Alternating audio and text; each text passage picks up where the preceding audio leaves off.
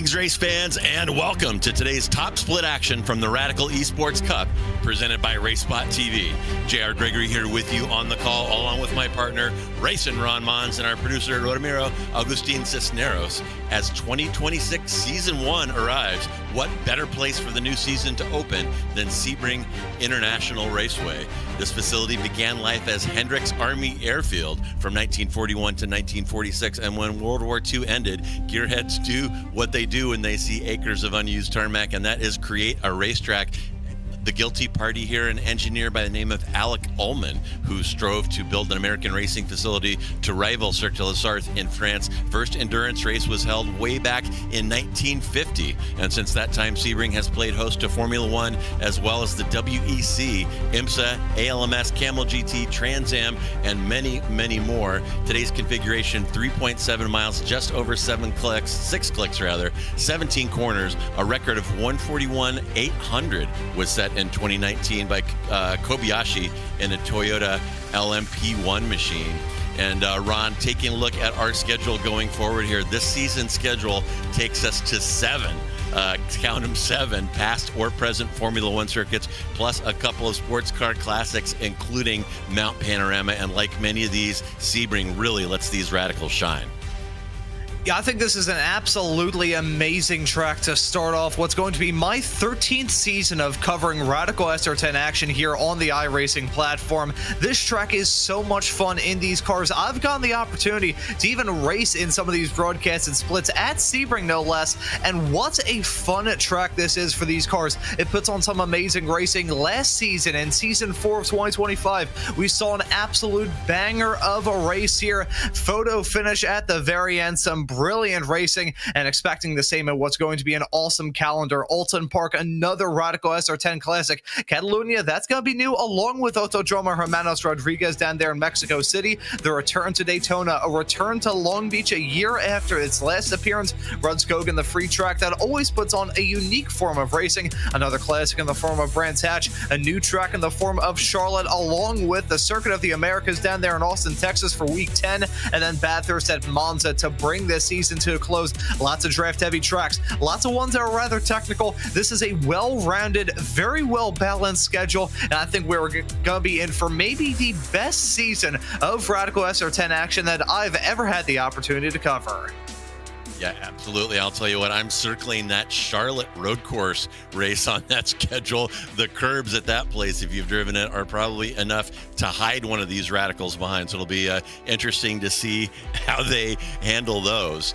Take a look at our track conditions there. Pretty kind right now. The track temperature, not super hot, not super cold, kind of in the middle now. And as qualifying is well underway, about 3 minutes remaining, we've got Christoph Lipp on your provisional pole, followed by Christopher Yanakis and Sebastian Lipp in P3. Andre Castro is right there in P4. Bertie, Barry Gullickson, Ivani Kadura, and Robert Woodward will round out the top 10. And with that little amount of time left, Ron, I'm thinking that some drivers might have had problems getting timed laps in. Sebring is a place where you can go astray, go outside the white lines and pick up 1Xs here and there. And that looks like it's picked up 4 or 5 drivers here early.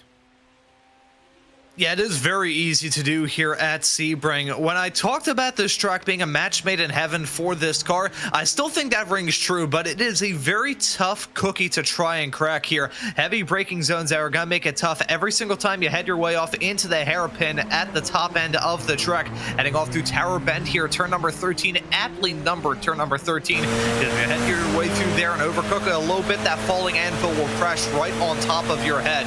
But everybody knows their way around this racetrack somewhat. I think maybe a little bit too well. I bring this up from time to time on combinations that I broadcast fairly frequently. You get to the point where there's a little bit of overconfidence that can come up, and I feel like here this is a combination that in the time that we've been covering Radical SR10s together, JR, I think we've probably seen this combination appear in a season calendar more often than not. So maybe we will have to worry about a little bit of overconfidence, drivers thinking that they know this track like in the back of their hand, and then learning very quickly how quickly things can go wrong here at Sebring.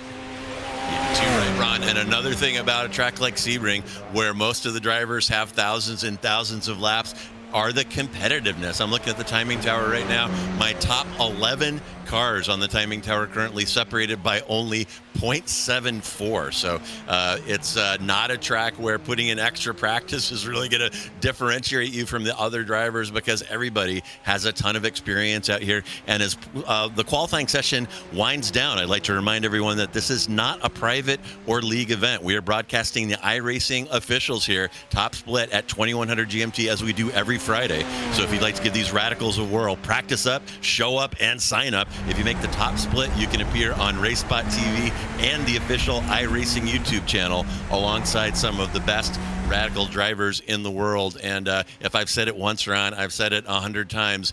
These cars are a handful, 450 horsepower, no traction control, no ABS, but mastery of this SR10 will make you better at every car you get into.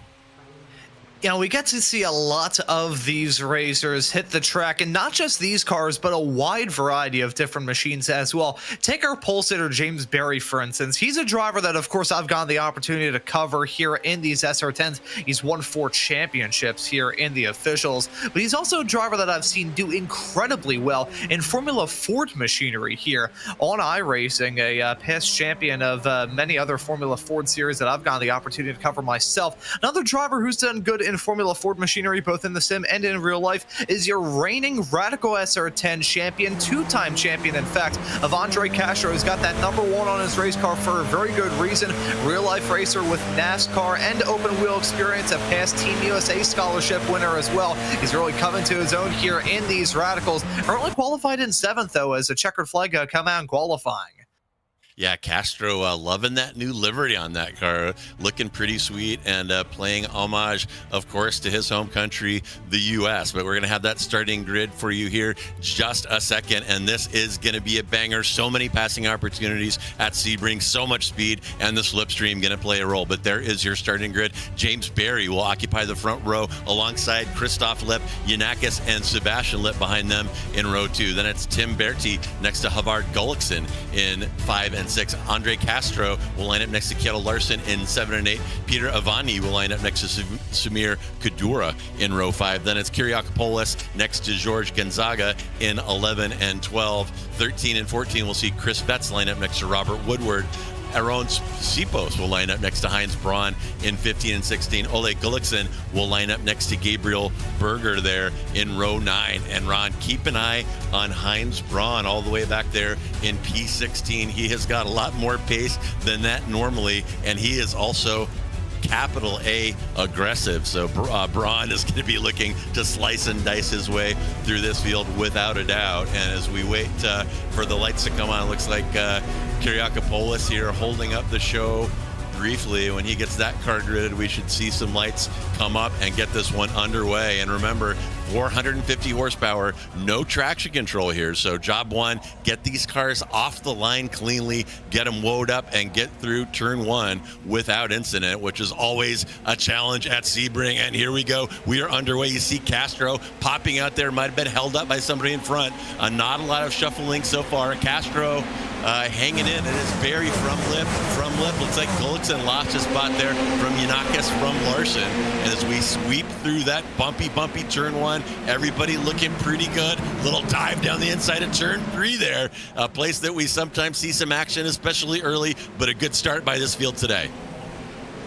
Yeah, very clean start for everybody as they head their way off into the mid-sector right now. Keep an eye on the run downtown into the hairpin of turn number 7. A good spot to get a move done, but very easy to snag a wheel or make contact with a car that you're trying to overtake. 3-wide action. Look at Samir Kadura splitting the difference with himself. Andre Castro, I believe it was Christopher Yanakis. Close quarter stuff. Kadura going to get shown the door. He's now going to drop down to P8 and may feel some pressure from Kjetil Larsen, another venerated driver here in these SR10s.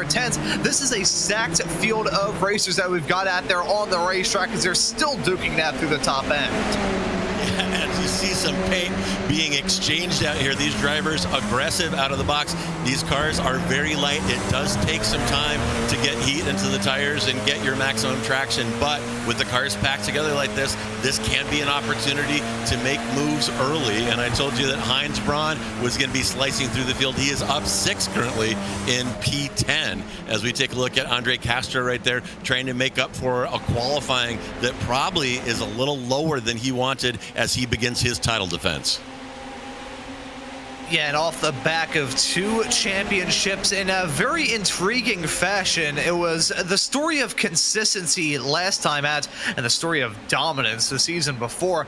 Andre Castro looking to have another run to the championship. The last time that we saw back-to-back championships was James Berry back at the end of 2024, as we nearly saw a driver get sideways. Certainly got sideways. He may have lost it. That was Peter Eveny, who was mega crossed up all through there. Meanwhile, we look at some 3-wide action, fanning on to 1. Samir Kadura really again showing the door to everybody and giving the gore, it's kind of contact being made. Oh my goodness, and there is a mess there. Kyriakopoulos involved, Berti involved coming out of turn 1, and there was some mad banging all through that lap. These drivers anxious to make something happen here in the opening race, and a couple of drivers paying big there. Kadura looks like he has taken a tow. Berti might have taken a tow as well, showing a black flag. Kyriakopoulos down in P16 after having lost 5. So big kerfuffle there to begin lap 2. And Tim Berti, I believe, got off to a really poor start off the line. We saw Andre Castro and many other drivers fanning out right as the field got rolling off the standing start. I think Tim Berti was the one that dropped down like an anvil push out of a helicopter, started this race up towards the front of the field. I believe he started in 6th, and then things just went downhill, and now he's been caught up in that drama. I will say Samir Kadura, we talked about this in reference to Heinz Braun, who's made his way up into 14th, mind you, but Samir Kadura was really the driver before Heinz Braun, who was very aggressive, sometimes overly aggressive. I've experienced it firsthand, and I think it was a bit of an aggressive dive that kind of fanned the field as you see Tim Berti, the last driver to get caught up in that schmozzle. Yeah, and it looked like, I can't quite see from that replay, the red and black car there seemed to be the primary offender, trying to make a 3-wide move there into turn 1 that goes completely south, and very kind of elbows out driving happening right there as we take a look at Andre Castro trying to claw his way up. He's made 2 positions up already, qualified in P7, now sitting in P5, and up front it is James Berry from Christoph Lipp, from Sebastian Lipp, and deja vu all over again as you see those matching liveries from the Inert Esports teammates, as we've seen many times over the many years, Ron, that you and I have been covering these races together. Yeah, that Inert team is always such a powerhouse here in these radicals. Always going to be impressive as we take a look at the replay to see that move from Tim Berti. Really nothing that he could have done there. Contact, and around he goes off into the fence. That's an unfortunate move. I've got to say, a nice, nicely done paint scheme there. The black, the white, and the yellowish gold. A very good looking race car. Unfortunately, it's in the barrier. Yeah, and we're going to hop on with Andre Castro right now. That is Gullickson. Castro all over Gullickson like the plastic on Grandma's couch. Gullickson is not going to defend here coming up into Cunningham and Collier. So Castro working his way up, has achieved a P4. Now the only cars in front of him are Inert teammates Berry, Lipp, and Castro. Plenty of time here, only 3 laps in with 10 to go. So Lipp showing now why he's multiple repeat champion of the Radical Esports Cup on the public servers, including last season. Yeah, so Andre Castro trying to duke it out for a podium, but he has got some strong competition around him. He's a strong competition, but the drivers that he's racing with, super fast as well. James Berry, a 4-time Radical Esports Cup champion. Christoph Lipp, he's done very well in these cars in the past. The 2024 Radical World Finals champion, the 2025 Radical European champion as well. James Berry, of course, very successful in the leagues as well. Sebastian Lipp his brother, equally quick when it comes to pace, multi-time race winner in the past here in these 2100 GMT broadcasted races. And Havard Gullikson, who started off the 2025 iRacing year with the championship, was able to win in season 1 of 25. Maybe he could start off 2026 in similar fashion after some somewhat disappointing runs to round off the year of 2025. Castro showing his pace right now, looking back from Barry. That's Lip behind him, another teammate and Lip brother, Sebastian Lip. And look at Castro cranking down that interval. He's got it under 1 second right now, Ron. And we will go ahead and start beating that dead horse, this slipstream. So strong in these SR10s. When they get back on that Ullman straightaway, Castro is going to have an opportunity here to make something happen against Sebastian Lip. What remains to be seen is whether Lip will defend, whether he'll choose to cover the inside and try to make Castro go the long way around the outside of Sunset. Eminently doable. There is a little kiss right there. And if we lost Castro turns himself, just a slight contact with Lip ahead. That was enough to unsettle that Radical, and Castro all the way down to P9. Man, oh man, Castro gets a little camera shy there, maybe a little bit of a commentator's curse, as I was planning his move to get him up into P3, and he completely self-spins there into Cunningham, and whoop, and Gullikson doing a good job to keep out of Castro there. Yeah, now the problem with the top end of the track here at Sebring, it is about as smooth as a baby's bottom compared to the bottom half of the circuit that's still running on what is the old disused airfield here at Sebring. The top end of the circuit, though, is not, it's not an F1 track. It is far from it. IndyCar's test here, they have done for quite some time, but whenever they test here, they do it to try and test their street course suspension. So that really shows you how bumpy and patchy it is in the top half of the circuit. And turn number 10 of Cunningham, it may seem like an unassuming corner, but in these SR10s where the weight transfer is so easy to have it get a little bit askew and have your car swap ends on you in the blink of an eye, I think that's exactly what happened there with Castro. A little bit of contact, maybe upset the weight transfer as he hit a bump. Just a lot of factors playing into one single spin. It sent him down into 9th, and that is an unfortunate way to get this season up and rolling for your reigning champion.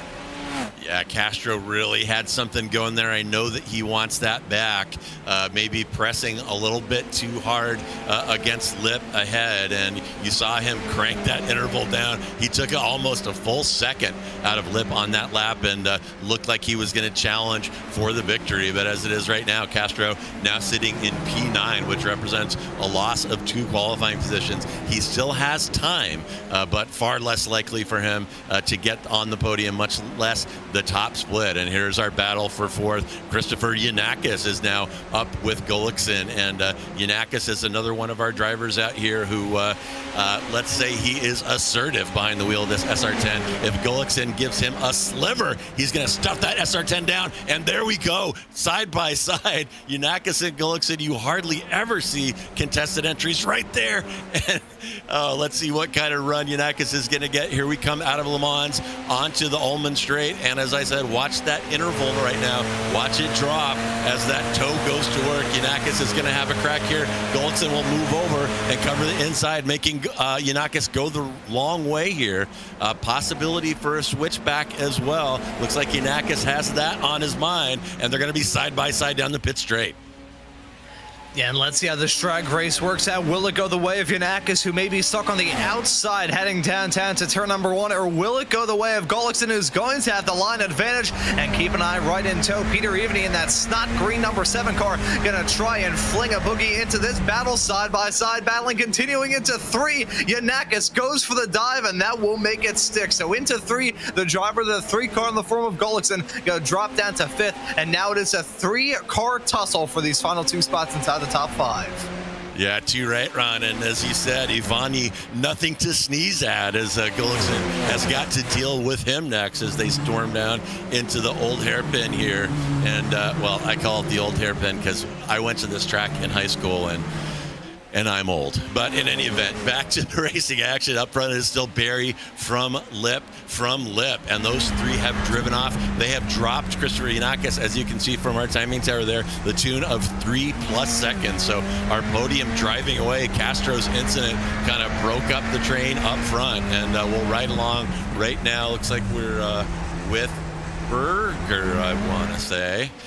Completely lost track of what we're looking at. Oh no, that is still Ivani following Gullikson with Yanakis up front. So one of the tighter battles in the field right now for P4.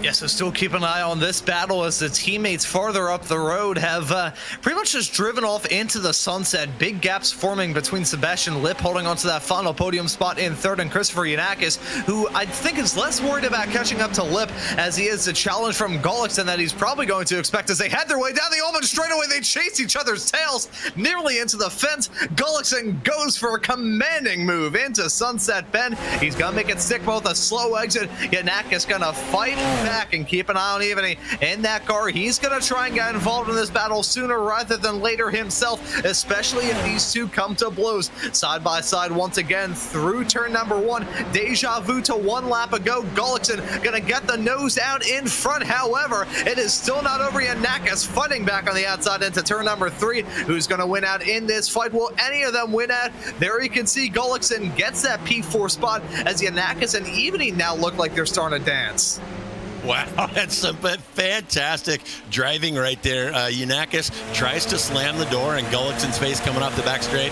Gullikson stuffs it through, risking everything. A little rub there, and gets that move done for P4. But as you can see, Yanakis not willing to give up. And here comes Ivani as well. And man, oh man, this is where the action is on track right now. And some great racing like we see here each and every week in the Radical Esports Cup. Oh, and I don't really have a good feeling about this. Contact made as Yanakis goes for the dive on Gullikson, and now Peter Ivany going to take advantage of that. I was going to say just a few moments ago how in all that battling, they're probably going to bring more cars into the fold. Well, more cars have been brought into the fold, but one that may get taken out. Ivany and Gullikson made contact, and Gullikson sliding back and forth on the outside curb. He gets it rejoined, currently running in 9th. However, Gullikson with a code brand moment heading off through the tower. Unfortunately for both of those racers, in the midst of the battling, when those drivers behind caught up to the battle, really that buzzed the tower. Wow, a tragic lap there for Gullikson. We'll take another look, and bang, that is my goodness, that was Yanakis. I had a feeling Gullikson had some help right there, and he did. And tell you, Yanakis can make drivers feel salty, and Gullikson might be feeling salty about that. And we're taking a look now. That is Andre Castro's got Gullikson, or Kendall Larson, I'm sorry, ahead as he tries to make up for his mistake a little bit earlier on. There's some side-by-side action as well into turn 1. My gosh, non-stop action out here, Ron. I love these Radical races, love calling them, and so stoked to be here for the season opener. Yeah, if this is a sign of things to come in this season, I think we're in for a good one as we round out the year of 2026 and ring out the year of 2025 and bring in 2026, I should say. Getting a little bit ahead of myself. We are into the 2026 year on iRacing, and we're getting it up and rolling with a fantastic battle side by side. Larson and Castro into the hairpin, and that's Andre Castro jumping his way up into 5th. We saw Andre Castro running in the top 5 not too long ago, specifically at the point of contact when he spun, and after the contact with himself and Gullikson, he was running in 4th. I can't rule out him making his way back up into that spot as contact made. I think that was Larson and Gonzaga coming to blows through Cunningham. Yeah, somebody got pitched off into the grass right there, and Gullikson kind of benefiting from that, managed to claw his way back up to P7. But yeah, you look at those intervals right now. Castro within spitting distance at P1. He doesn't have a lot of time left, but 7 seconds. Castro has a ton of pace. There is your replay, by the way. That's Larson getting a little help right there. Turned through Cunningham, and Gullikson saying thank you very much, picking up a couple of freebies right there. But And here we are. Is this up front live? And that is Christoph Lipp taking the lead away from James Berry at the end of lap 8. So 4 laps remaining. Lipp has pushed his way into the front. It is Lipp from Berry, from Sebastian Lipp. And the 3 of these drivers, again, have driven away from Christopher Giannakis. That gap now sitting at 5 seconds. See, as all pandemonium and carnage has been breaking out behind in the battles for the final few spots inside the top 5, these racers who are battling for the win and all the spots on the podium, they've just been kind of sitting around in a cafe, sipping on a cappuccino and reading a nice book. It has been a complete different mood up here at the front. Now, granted, they are teammates. I think if there was a little bit of contact being made, there'd probably be I think their team managers would probably want to smack these drivers upside the head. So I think they know that, and they're going to keep it clean up at the front.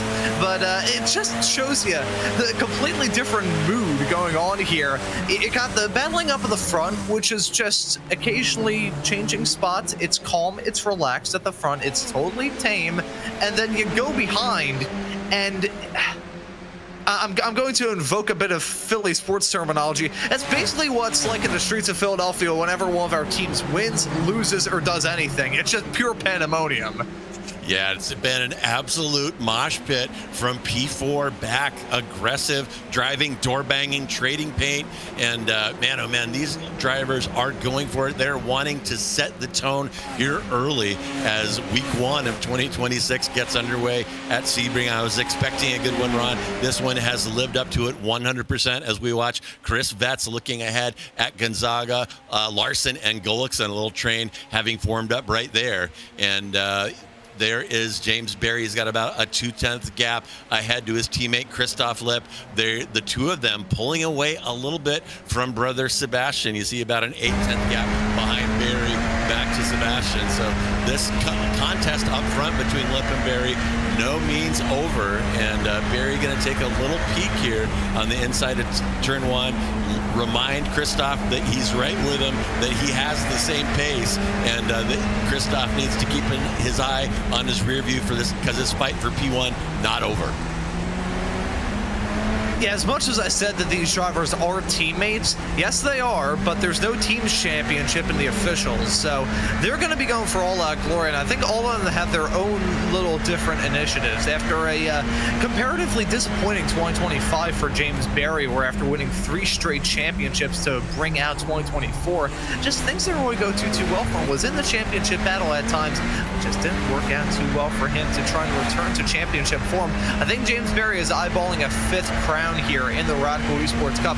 Christoph Lipp and Sebastian Lipp, meanwhile, I think they're going to be in that championship hunt as well. So we're going to have to keep an eye on all of these racers that we see, frankly, throughout this field. This is a stacked grid of racers. I also want to give some love here, kind of breaking away a little sidecar from that discussion, talking about the other drivers that we've got here, many of them being veterans.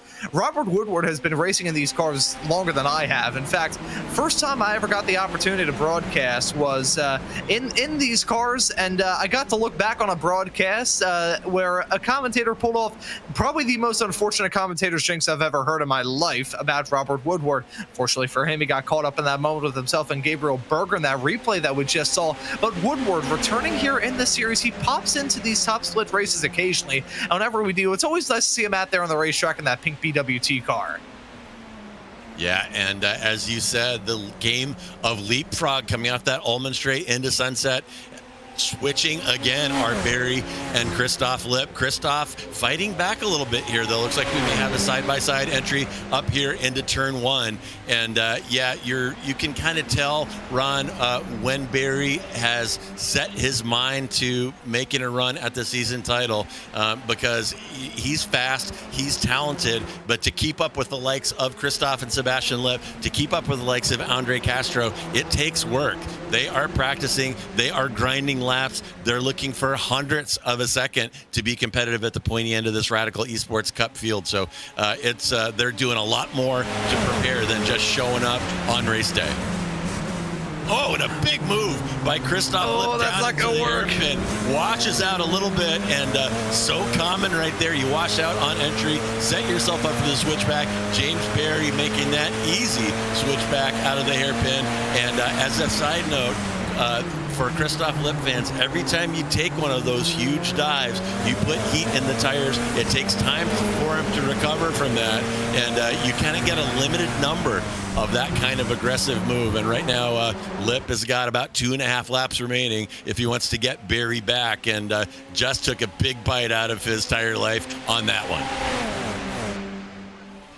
See, this is going to be an odd comparison that I'll have to piece together as I'm saying it. I'm not a chemist, so I can't really speak too much about this, but whenever you're driving this car, it's basically like working with a volatile compound in the sense that if you get it in the right conditions, you're going to be fine. Tires in the right temperature, you're going to feel the grip. You get those braking zones right, you're going to feel golden. If you get it a little bit out of its comfort zone, this car, however, it will bite and bite hard. But looking at this battling still going on up at the front, even with that moment from Christoph Lipp, he's still feeling aggressive. Just went for the move on James Barry off through Sunset Bend, but it's still not over. Barry gonna keep the momentum rolling on the high side, or are there chances we get 3 wide here soon? Because Sebastian Lipp is right there to pounce. Wow, wild stuff here up front. They were calm, cool, and collected in the first part of the race as they were driving away from the drivers in P4, and that probably by design, being teammates. But now the gloves are off, and we are racing hard, and man, oh man, that attempted move by Christoph Lipp down the inside of Sunset. Barry forced him to the deep inside of Sunset, and it is hella bumpy right there, Ron. These cars do not like those bumps, so Lipp taking a big chance trying to make that pass happen right here. And here we go again. Lipp going down the inside, this time of the hairpin with Barry on the outside. They're still side-by-side on exit, and I'm seeing a side-by-side entry into Cunningham. Maybe, no. Barry getting a better drive out of the hairpin. Now Barry will cover the inside as they approach Cunningham here. And what will happen now? Still side-by-side. Craziness here on the penultimate lap. Christoph is going to get through, and look out, James Sebastian right behind, and some great fighting up front. This is getting tense. These racers are running it at the limit, but not over it. We haven't seen these drivers come to blows yet. Barry going for the dive off into turn number 14. That's some gutsy stuff if ever you saw it. James Barry, usually one of the drivers who is calm as a cucumber, going for a gutsy move through Bishop of turn number 14. That fast double left-handed kink. Can't really go side by side through there in these SR10s, but he tried to go for it anyways. Now the chase then begins as they head their way down the Ullman straightaway for the second to last time here in this race. Everybody's trying to battle, but you got to keep an eye on the fact that these cars not feeling as good as they were a matter of about 5 laps ago. These racers are putting a lot of pressure on the tires, a lot of pressure on themselves. What they're trying to do at this point, battling as hard as they come to take the white flag, they're basically trying to run down a Stairmaster and flip-flops. It's not going to end well. I'll tell you what, Ron, one of my favorite races here in these cars involved James Barry in P2 on the final lap, and I'm telling you, I don't think he wanted to be in P1 as we start this white flag lap, and I think he's going to be in the catbird seat on the Ullman straight. So let's watch this final lap together. It's Christoph Lipp from Barry, from Sebastian Lipp, and Barry has done a good job with that gap management behind. He does not have to worry about Sebastian at this point. He can keep his eyes ahead on Christoph Lipp and focus on keeping that gap down. If he can keep it down within 0.3 or 0.4 when they come out of Le Mans onto that Ullman straight, he is going to be sitting pretty to make that epic pass into Sunset Bend for the win that we saw a couple of seasons ago. So here we go. So far, Barry doing a good job. As you can see in our timing tower, that gap sitting right now at about 0.2. And I just saw a little flash on our timing tower. Castro has gotten past to Bart Gullickson to get up into P3, but back to Barry. And Barry's going to breathe the throttle a little bit here. You know that he loves that 1/10 gap he's looking at. And shows his nose a little bit to remind Christoph that he's still there. Maybe compromise Christoph. And goes down the inside of Le Mans. That is something you never see. James Barry, and look at that face. He's concentrating. Look he at is Sebastian frothy, holding P1, and he's going to be in a lip sandwich right now. Sunset Bend. Barry will tiptoe through the 2 lips. Who is going to get the win here? That is Sebastian on the inside. Contact. and Christoph will go the long way around, avoiding those two slow cars ahead of him, and it looks like Christoph is going to take the checker. Holy cow, what a finish. I thought for sure P2 and P3 were going to end up in pieces on that one, Ron. I thought they were all going to crash out whenever I saw them heading off 3 wide into the final turn on the last lap of the race. I don't think anybody got away with that with a completely clean race car. If anyone did, though, it was Christoph Lipp. Talk about a roller coaster of emotions on that last lap. He had James Berry dive it down the inside into Le Mans there onto the Ullman straightaway. That nearly took the both of them out. And then Sebastian Lipp, I thought that was going to be his race. As soon as I saw those two go side by side, slowing each other up, I looked at Lipp there in the back of shot. I was like, he's got a good shot. He's got a fantastic opportunity to win this race. He nearly did. He didn't, though. And it's Christoph Lipp getting the first W this season. Wow, do you see the grin there from James Berry after that one? That was an epic race, an epic move there. Taking Lipp on the inside in Le Mans, caught Lipp by surprise, I'm sure of that, and really gave us an exciting finish to our first race of the season.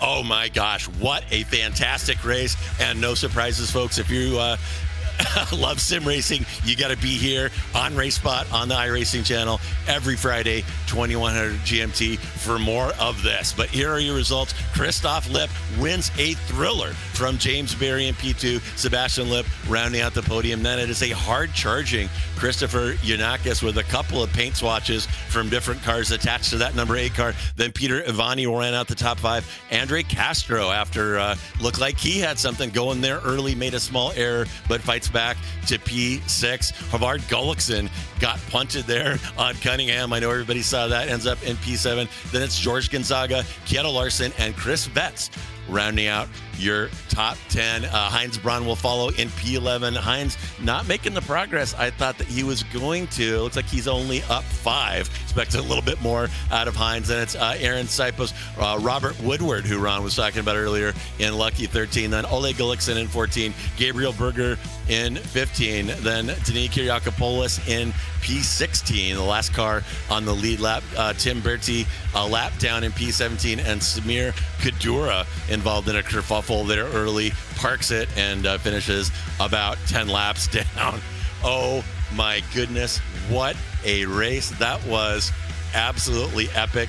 What a thrill to be out here, Ron. And man, oh man, if this is a preview of this coming season, 2026 season 1 will be a barn burner.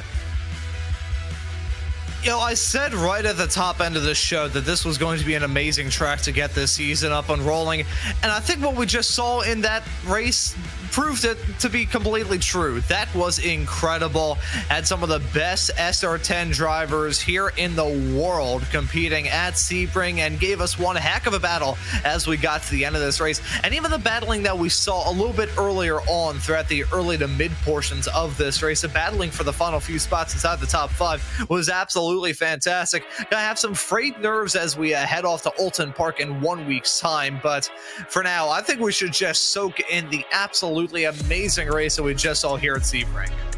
Yeah, that was absolutely incredible. And speaking of incredible, we'll go ahead and welcome our P2 finisher, James Berry, into the broadcast booth. And James, oh my God, what a phenomenal race. You and your two inert teammates, Christoph and Sebastian Lipp, kind of took it easy there the first 2/3 of the race, driving away from P4, and saved your cars for an epic battle at the finish. So talk me through that last lap. It sure looked like you caught Christoph by surprise with that inside move into Le Mans. Yeah, firstly, hello guys, that was amazing. I haven't done any driving since the last race we did at the end of last season, so to come in and just have a race like that is just amazing. Shows what iRacing is all about, and that we can have these great races. And at the end, yeah, I did not plan to go past Christoph. Can you see, am I on camera, by the way?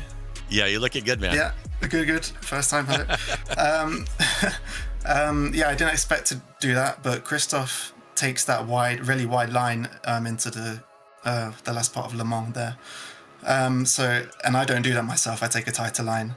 I think it's a bit quicker personally. But yeah, I don't know if he was doing it on purpose because he didn't want to get slipstream. I have a feeling maybe. I'm going to ask him about that. But then obviously Sebastian comes into play and it's 3 wide down to the end, and I did not know where I should put my car. In hindsight, probably in the mid. Well, I don't know. Christoph won it around the outside, didn't he? So I have no clue what to do in that situation. I just sat there and waited for the inevitable, them to come around my sides, and yeah, shame about the finish of Sebastian. I think I came too close to him. I didn't know how much space I'd have on my outside of Christoph. I didn't really know what to do. I was just trying to send it and hope I could win the race, and ended up hitting the back of him. So yeah, a bit of a shame, but obviously an awesome race, and at least he still came third. Yeah, thrilling finish there. And with that contact on the inside of Sunset, I thought we were going to lose P2 and P3 right there. And P2 was going to fall right into Yanakis's lap. But man, oh man, a fantastic, thrilling race. And all the James Berry and Radical SR10 fans out there want to know, James, are you going to lean on 2026 season 1 and make a run to knock Castro off of his high horse and capture this championship this season? I think I'm going to have to give it a go. You know, Castro is an amazing driver, probably the best the series has had in the last couple of years, at least in terms of his raw pace. But clearly, he doesn't have. I don't know. He sometimes he doesn't always win, does he? I don't know what happened today, but he compromises himself with qualifying sometimes. So maybe we can have a go at beating him. I say that, but sometimes he's unstoppable. So we'll have to see how it goes. I won't be here next week. I'll be away on holiday, but after that, hopefully I'll come back and we can give it a go, have some fun with it. Let's see what happens. All right. Well, you heard it, folks. James Berry is going to throw down the gauntlet and try to get it done this season for what has got to be at least the 5th time, if not the 6th time. So fantastic race, James. You guys put on a hell of a show. It was absolutely awesome. And thank you so much, as always, for stopping by the booth and sharing your thoughts with us. And as we wrap up, is there anyone you would like to thank or give a shout out to today? Yeah, just shout out. I'm going to shout out you guys primarily, just for putting on this show, because it's what we come out here for. It's always just super fun to do these broadcast races, and of course to the team, to my teammates. Amazing to be able to have that race with them there, and I hope everyone has a Merry Christmas. Yeah, and happy holidays to you as well, James. And we will miss you at Oulton Park, but we'll see you for the rest of the season. Thanks a lot. All right, see you guys. Bye-bye. All right, cheers. Woo, all right, that was James Berry coming in P2 and an absolute thriller. My goodness, that was craziness out there. And as this fantastic season rolls on, as we alluded to, next week our Radical Warriors will head to the UK and the phenomenal Oulton Park circuit without chicanes. Yes, the only real way to run Oulton Park. And Ron, this is one of my favorite tracks for the SR10. It puts on a fantastic show every time we come here, and seems like people really ought to tune into this one. See, as much as this race at Sebring today was absolutely incredible, Oulton is probably going to produce the same style of racing, but with a lot more nerves from the drivers. Very similar track for these SR10s, very draft heavy, can get some amazing moves done, but it's an old school British racetrack. You don't have really any asphalt runoff area to speak of. It is just racetrack, painted white line, grass, wall, your race is over. So we're going to see these racers running at 10-10s in a slightly more nervous fashion come time for the next round of the season. I'm really looking forward to it. Yeah, it is going to be a great one. So you are going to want to tune in, folks. And don't forget to subscribe to Racespot TV. Hit that notification icon so that you don't miss any of the action. Whew, man, oh man. Well, thank you so much for joining us, folks, for today's broadcast of the season opener of 2026, Season 1 of the Radical Esports Cup. I am JR Gregory. On behalf of myself, my partner, Racing Ron Mons, our producer, Ramiro Cisneros, and everyone here at Racespot TV, have a great Friday and an even better weekend.